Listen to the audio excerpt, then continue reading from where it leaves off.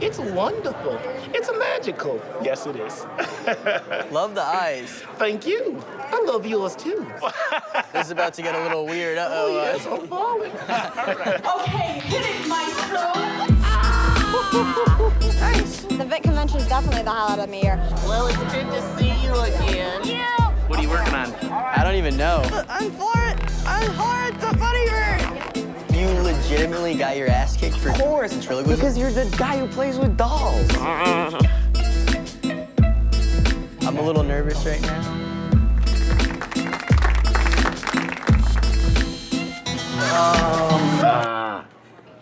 At the Ventriloquist Convention, you'll find everything.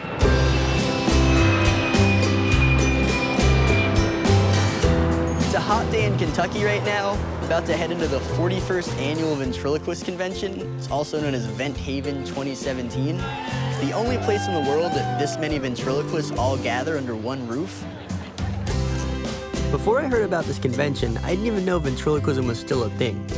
It seemed like something out of a B-list horror movie, and ventriloquism has been associated with black magic and devil worship since its genesis in ancient Greece. You know, I did hear that, ventriloquists used to use it as a sort of a pawn to say that they're conjuring the dead, and some were burned at the stake. Luckily, that doesn't happen today. It wasn't until the 18th century that ventriloquism was no longer seen as the work of Satan himself and emerged as a popular form of entertainment. Nowadays, this type of puppetry isn't as popular as it used to be, but it still has a surprisingly large following, and about 500 people from across the country come to Vent Haven Convention every year. We've been here 40 years. We were really a fixture here. So who are these die-hard puppet fans? In the age of smartphones and video games, why do these people choose to stick their hand up a puppet and pretend that it's talking to them?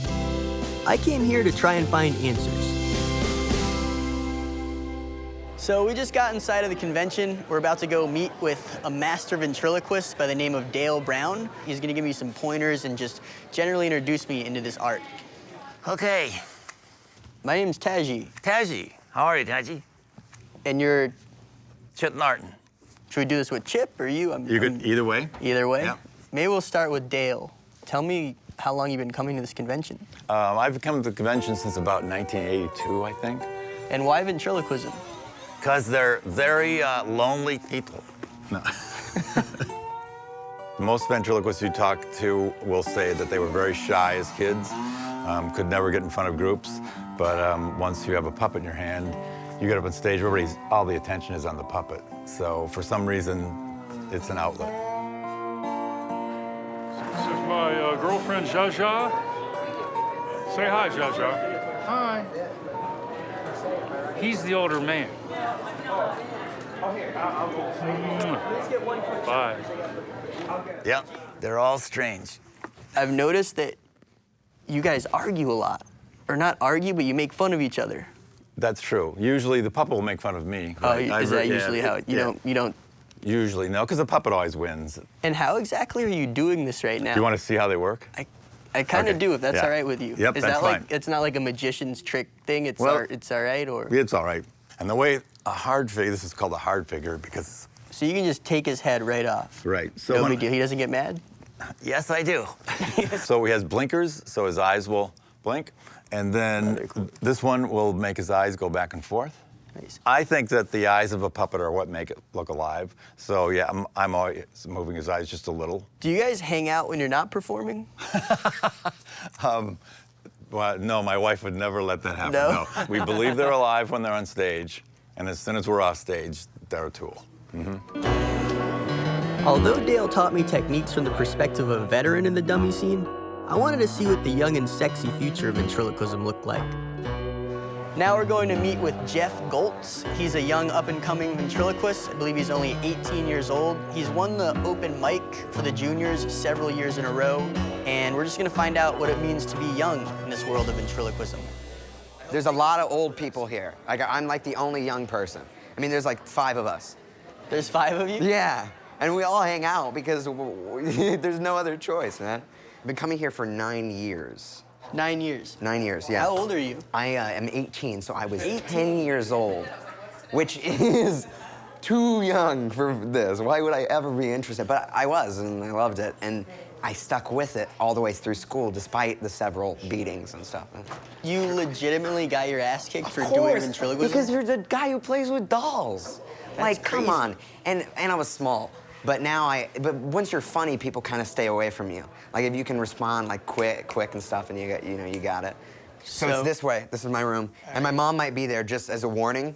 Can we meet your mom? Sure. Her name is Mama Lisa. Mama Lisa?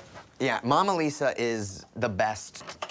I have a camera crew with me. That's fine. Okay. Come on in. My camera Hello. crew. Oh, really? It's Vice. How's it going? Oh, gosh. I should make my bed, guys. I'm Taji. Hi, I'm Lisa, Nice to meet Jeffrey's you. mom. Mama We've Lisa. heard a lot about you already. Oh, my goodness. Come on in. It's probably a mess in here, It is though. a mess, but I have puppets. Did you, while growing up, used to bring puppets to school? No, I would not want to get beat up.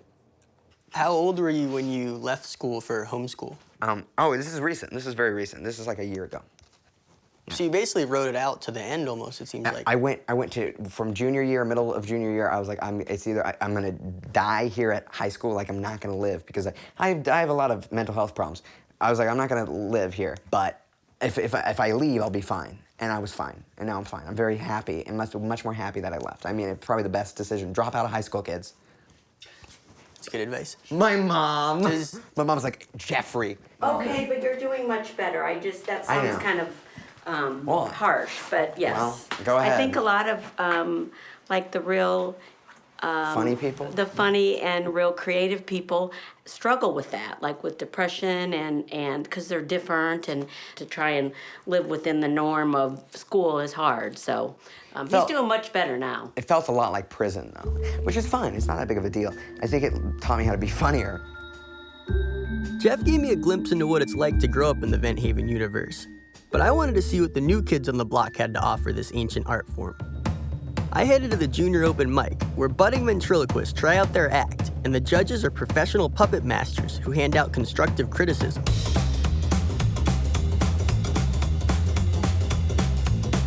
You know, this is one of my all-time favorite points in the convention, and so we're gonna have some fun getting to know these young people today.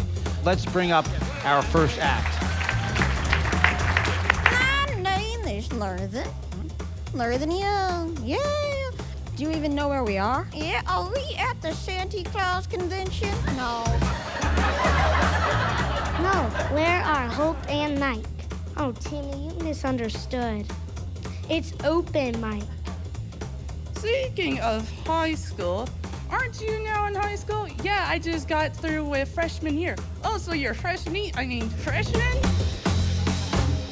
Yeah.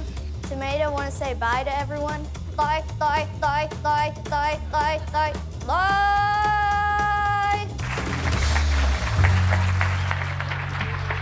Landon, you are just adorable. I mean, you have such stage presence and polish. You got a great smile right there.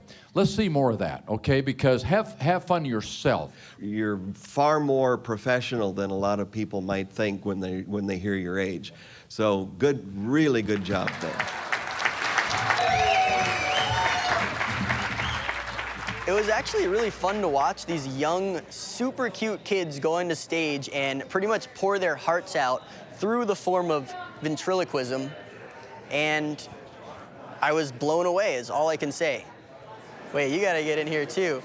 Mervin and... Oh, this is Landon, yeah. Landon and Mervin. So, do you have friends here? Sure. Other than Mervin? Yes, I do. I have many friends. This is actually my second convention, and you're like, wow, we really are a family. I know almost everyone here, and it's such a great feeling to see everyone. So. What about outside of the convention? What's it like for you? It's a little odd. Some people, I'm not the athletic type. I'm kind of like the wallflower at school. I'm the shy kid. So ventriloquism has really helped me, and suddenly I'm like the one everyone's looking at. So it's fun. Yeah. I like his necklace. Thank you. Where did Mervin come from? I started making puppets because my friend did it. And so he sent me some patterns, and I wanted to make an old man. Now, in the ventriloquist world, you see a lot of old man figures or puppets, but I wanted to make something different so that maybe a retiree would be funny. I'm retired. He's retired? Yeah. That makes sense. But in a way, maybe deep down inside, you are an old man. That is exactly right. You know, he is forgetful, and he has nose hairs deep down inside. You are on track. What's your end goal with this? My end goal, I would like to become famous from ventriloquism, and then that's just the goal is to create meaningful characters that everyone can relate to or get something from. So it's really fun. That's awesome. Landon was so adorable that you'd never know he had a cranky retiree inside him. I began to wonder what kind of puppet would suit me, so I headed to the place in the convention where the dummies are bought and sold, the dealer's room. Oh, look at this one. These ones do kind of almost have a more expensive look to them. So generally, what are some features that actually make these this pricey? Well, some of them are very special. Some of them have upper lip that flips up. Whoa. That looks really fancy. I can't even do that with my face. I know, I can't do it either. But the puppets can. The eyes, the eyebrows can move or not move, and all of that affects the pricing. So is it usually best not to cheap out on them? Usually it's an investment. So if you're putting that much money into it, you want to get the one that you plan to use for a long time. So typically these ventriloquist dummies run about $300 all the way up to $60,000, which is a bit out of my price range. However, I came up on this Balloon Puppets book by Ron Leighty, and in it is a photo that kind of resembles a vagina, but also is a bird by the name of Florence the Funny Bird. So we're about to go meet with Ron and hope that he will give me a Florence the Funny Bird to test out. Well, I'm glad I found you, Rob. Yeah, I am too. Yeah. There we go. So you take and put in there like a pistol. Yeah. And you take your trigger finger, go back and up, and slightly push down. Hello, how are you? Like that. So get your hand in there as far as you can. Oh, right there. Yeah, get it in there even further. And then pull back, and then your thumb ought to be here to push down. Oh, so just like this? Like that, yeah. I wonder what's going on in here. See you guys later. Oh no, here he is. Oh, hello. Which way to the group photo? Hey, I'm Florence the Funny. Oh, you got a nice power strip there. Oh man, you're gonna power it up with that one. All right, we have a couple people in the back there, stragglers. You guys sitting on the bench, and thank you. The annual group photo is a chance for participants and their puppets to get together and document their time at the convention. It's been taken every year since 1976, and this year, Florence and I got in on the action. Hi! What's your name?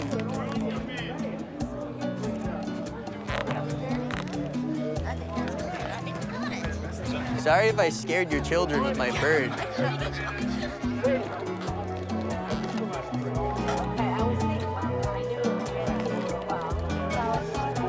When I first started, what I did was I just touched these two teeth together. Oh, hey, how you doing? Pretty good. I'm Lawrence the Funny Bird. Pretty good, right? All right, love it. Are you good? Okay, let's do it, people. Thank you very much. The Axdale, Marianne Taylor, group shots right up here. Are you ready to do 6 minutes? Yes, right now? No. Later tonight? But I can work you a spot. I got Lawrence Funny Bird now. At the beginning of open mic tonight. I would love to. Okay, you're on. I'm gonna go practice. Thank you, I'll see you there. So I was just offered a spot at open mic tonight, which I heard is a place where anything goes. So, hope they're ready. Could I have like a quick kiss? Okay. Look. Nice. Nice shirt too, by the way. Oh, thank you. The man himself. When does he come on? Jeff Dunham's lecture, 4:45. 4:45 p.m. All right. Jeff Dunham is the most successful ventriloquist in the world, and his annual lecture here is by far the most popular event. Dunham is one of the very few puppeteers whose act has reached the mainstream, making him one of the highest paid comedians in the world, selling out entire arenas of thousands of people. I personally find his act incredibly racially insensitive, with characters like Ahmed the Dead Terrorist. No, it's Ahmed. That's what I said. No, you said Ahmed. It's Ahmed. Silence! the pimp Sweet Daddy D. No, it's not Sweet Daddy, it's Sweet Daddy D! And of course, Jose Jalapeno on a stick. Where is your green card? You see my other stick. Despite my distaste for his humor, he is the top dog here.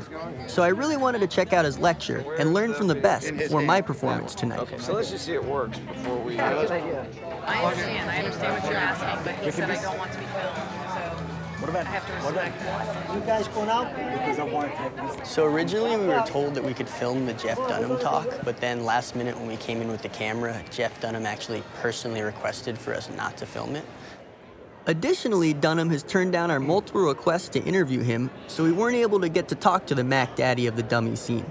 I get that he's a big deal, but we aren't TMZ, and this publicity dodging definitely seemed a bit excessive.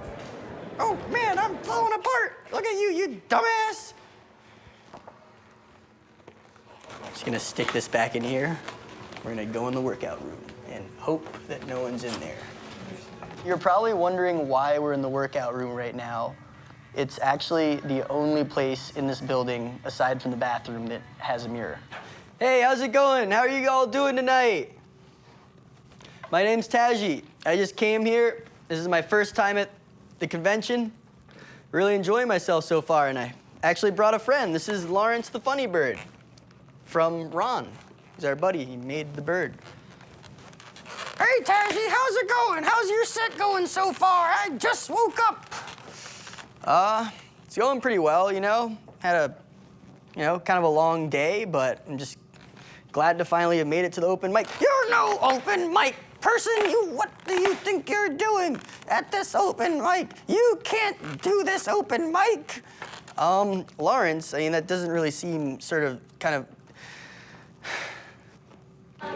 So it's going on 10:30 right now. It's the last event of the convention today. It's the open mic, which I hear has a lot of hype behind it. It's kind of a place where ventriloquists can just open up and do as they please, with the exception of cursing. However, they can be offensive, and I'm gonna try out a technique where Florence the Funny Bird just kind of just talks shit to me and just kind of treats me like a piece of shit on stage, and I'm just gonna head on over there and give it a go. It's just kind of my big break here. First of all, I want to welcome everyone to the open mic night. So without further ado, I would like you to meet our MC. He's been doing this for many, many years, Mr. Bob Rumba. I'm backstage right now at the open mic. I'm about to head onto stage. I'm actually the first act. I'm a little nervous right now. All right, we're moving. The first act was not supposed to be on this show, but we really like him and bring him out here. It's probably the first show he's ever done ever. I don't know, but here he is. Taji Ameen. He's not that mean, no.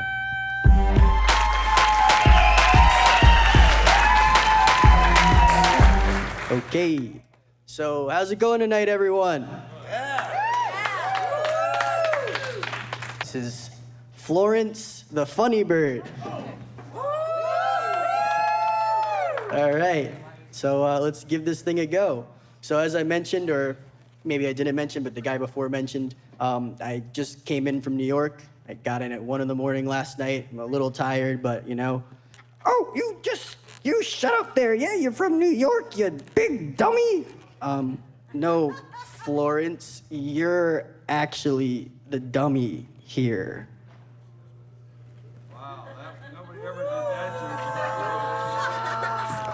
That was really bad. You were really a dummy. Yeah, you're also bombing right now, and it's probably and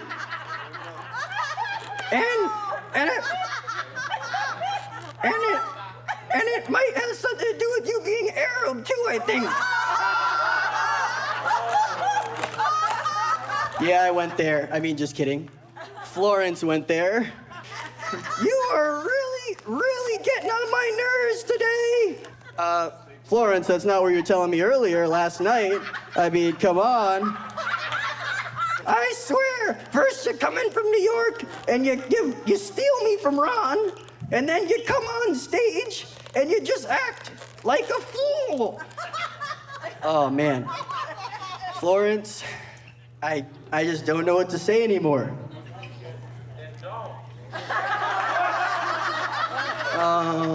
Florence, I think I'm getting the red light soon. All right, so now we're just gonna go ahead and wait till the light goes red. And that's all, thanks. All right. Should we put on a real act now? Good. That was his first time, though. For his first time, it was really good. Once again, we're always happy to see him. Here he is. Do it. Kevin Driscoll. Give him a round of applause. I guess I'm feeling pretty accomplished right now. I definitely have a new appreciation for this. Yeah. Look at all these humps. Yeah, So you I sound like Larry, think too. what I found out is that it takes borderline. So, what are you doing jokes Well, I was going to do my impersonation is what I of learned Elvis tonight. Presley. I mean, I had like Yeah, at least like okay. 2 people laugh. 1, 2, 3. What would you say, Florence? Yeah, well, you should just quit now. I'd say it went really, really bad, and you should go kill yourself. Well, I'm Florence. I'm very. I kind of blacked out when I was up on stage, and under the pressure to make jokes for a solid 6 minutes, resorted to a racist joke about myself, which at least got me a couple cheap laughs. Even though I totally bombed, it seemed like a pretty understanding community to humiliate myself in front of. Ventriloquism isn't easy, but being a ventriloquist is probably even harder. Despite my initial skepticism, I have to respect anyone who pursues a passion that not many people can understand. I truly liked everyone I'd met at the convention, except for Jeff Dunham, who's a real asshole. And the more I thought about it, the more I realized. Vent Haven is a weekend away from all the haters that used to fuck with you in high school, and that's definitely not a bad thing.